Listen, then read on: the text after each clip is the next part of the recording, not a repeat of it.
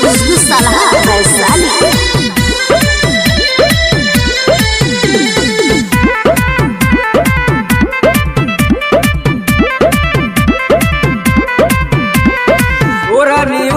तारू कवन से मार के दिने दुपहरिया में जालू कहाँ झार के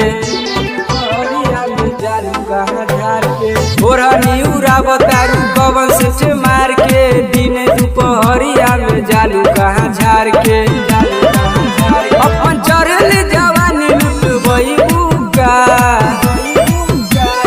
धीरे धीरे लहंगा उठैबू का पसवान जी से गोली चलबू का धीरे धीरे लहंगा उठैबू का पसवान जी से गोली चलबू का।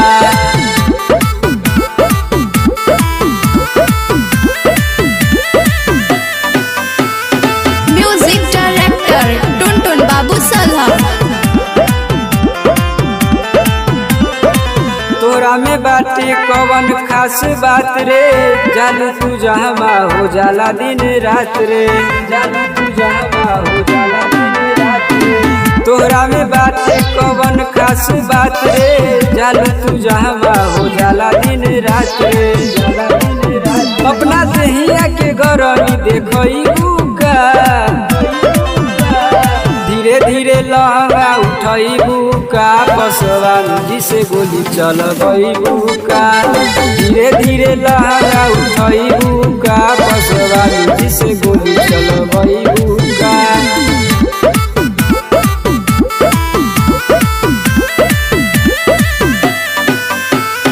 म्यूजिक डायरेक्टर टुनटुन बाबू सलाह।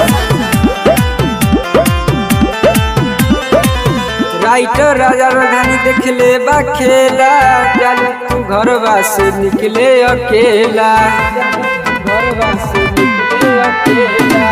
राइटर राजा राधानी देख ले बा खेला जालू तू घरवा से निकले अकेला शिवाजी से बोली तू सुन बुका